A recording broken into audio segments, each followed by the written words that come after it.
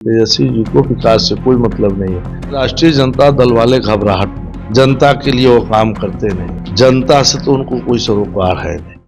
महिलाओं के उत्थान के लिए लगातार सरकार कुछ न कुछ कार्यक्रम करती रहती है और इसी के तहत अब हमारे साथ पंचायती राज के मंत्री हैं और हम इनसे बात करेंगे कि क्या कुछ सरकार कर रही है और ये अपने स्तर पर क्या कुछ कर रहे हैं महिलाओं को। सबसे पहले तो अमर उजाला में आपका बहुत बहुत स्वागत है। चलिए, आपको भी नव वर्ष की बहुत बहुत बधाई, बहुत बहुत मंगल कामना। दरअसल 8 मार्च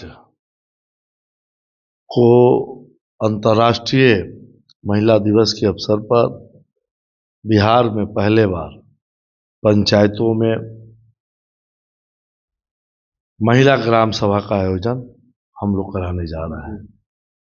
महिला का जो दृष्टिकोण है, इसको उस कार्य योजना में लिया जाएगा और इस कार्य को कराया जाएगा। जैसे 2 अक्टूबर को गांधी जयंती के अवसर पर कार्य योजना लिया जाता था आम सभा करके, उसी तरह महिलाओं का आम सभा होगा और महिलाओं के सुविधा को देखते हुए उनके कार्यों को लिया जाएगा और उसको पंचायत स्तर पर कराया जाएगा। माननीय मुख्यमंत्री नीतीश कुमार जी के नेतृत्व में, माननीय उप मुख्यमंत्री सम्राट चौधरी जी, यश सिन्हा जी के नेतृत्व में बिहार में पंचायती राज व्यवस्था में भी माननीय मुख्यमंत्री जी के नेतृत्व में 50% आरक्षण दे करके महिला सशक्तिकरण का काम बिहार में हो रहा है और उसी को आगे बढ़ाते हुए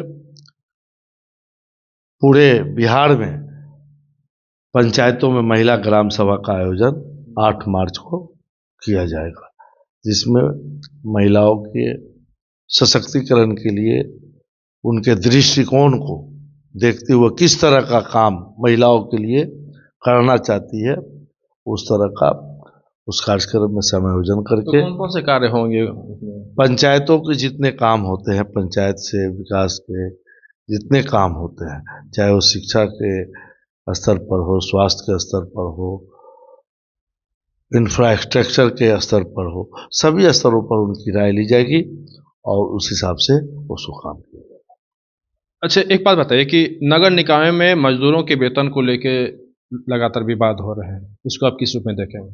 देखिए, जहाँ तक मामला है नगर निकाय का, तो हमारे माननीय मंत्री नितिन नवीन जी सुलझे हुए लोग हैं और उसको देख रहे हैं अपने हिसाब से, जो सबके हित की बात होगी वो करेंगे। समाधान कैसे हो? समाधान में लगे रहते हैं, करेंगे, समाधान हो। अच्छा, महिला ग्राम सभा से क्या पंचायतों के विकास में मदद मिलेगी? पूरी मदद मिलेगी। आज पूरे देश में 50% से ऊपर 50% तो आरक्षण है हमारे यहाँ महिला के लिए और उससे ज़्यादा जनरल सीट से भी महिलाएं जीत करके आ रही हैं। तो बिहार में जितना महिलाओं के लिए काम करने का अवसर मिला है माननीय मुख्यमंत्री नीतीश कुमार जी के नेतृत्व में, उनके समय में उतना कहीं नहीं हुआ। अभी जिस तरह से लगातार ये राजनीतिक हवा यह बह रही है, चर्चाओं का बाजार गर्म है कि नीतीश कुमार एक बार फिर से सरकार बदल रहे हैं। लालू प्रसाद जी का जिस तरह के बयान आया, फिर तेजस्वी यादव ने भी कहा कि नहीं, दरवाजे बंद हैं। वो कह रहे हैं कि हम तो उनको बुलाते हैं, वही नहीं आते हैं। इस सब का क्या मतलब? देखिए, राष्ट्रीय जनता दल वाले घबराहट में, जनता से तो उनको कोई सरोकार है नहीं, जनता के लिए वो काम करते नहीं। जब जनता को काम करने का समय आता है तो तेजस्वी जी विदेश चले जाते हैं घूमने के। तो ये लोग तो अनाप शनाप बोलते रहते हैं और ये घबराए हुए हैं। घबराहट, ये घबराहट की आवाज़ है। एनडीए एक मुश्त मजबूत है, मजबूत रहा है, रहेगा, आगे भी रहेगा और 2025 के विधानसभा चुनाव में एनडीए 225 से ज़्यादा सीट ला करके एक मजबूत सरकार बनाएगा और बिहार का जो विकास हो रहा है वह विकसित बिहार बन के रहेगा। क्या इसमें जेपी नड्डा जी को बीच में नहीं आना चाहिए या इस पे कुछ नहीं करना चाहिए? और जेपी नड्डा जी का यहाँ कहाँ मामला आता है? जेपी नड्डा जी, नरेंद्र भाई मोदी जी देश को कितना आगे बढ़ाने में लगे हैं और यहाँ जो है नीतीश कुमार जी, सम्राट चौधरी जी, यश सिन्हा जी, दिलीप जायसवाल जी, सब लोग मिल के बिहार को विकसित बनाना चाहते हैं, बिहार को आगे बढ़ाने में लगे। जैसे यादव कह रहे हैं कि दो मंत्री वहाँ पे हैं, चार लोग ही ये सरकार चला रहे हैं, 2 दिल्ली में हैं, 2 बिहार में हैं, क्या कहेंगे? तेजस्वी जी को कुछ मतलब है बिहार से, मैंने कहा पहले भी, तेजस्वी जी को विकास से कोई मतलब नहीं है। तो लालू जी और राबड़ी जी के घर में जन्म लिए हैं, सौभाग्यशाली हैं, इसलिए बिहार जानता है। नहीं तो कोई मेहनत करके तो कोई इस कुर्सी पर आए नहीं है। जैसे हम लोग मुखिया से मेहनत करके जनता का काम करते हुए, जनता की बातों को समझते हुए यहाँ तक आए हैं, तो एक एक बात को समझते हैं।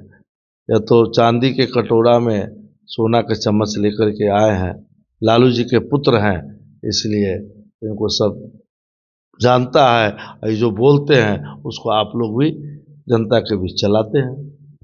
हमारे साथ केदार गुप्ता जी थे और इन्होंने स्पष्ट रूप से कहा कि इस तरह की जो बातें चल रही हैं, यह सिर्फ कहने की बातें हैं, ऐसा कुछ होना नहीं है। और महिलाओं के उत्थान के लिए अब जो जिस तरह से कार्य किए जा रहे हैं, निश्चित रूप से ऐसे महिलाओं को लाभ मिलेगा। पटना से अमर उजाला के लिए कृष्ण बल्लभ नारायण।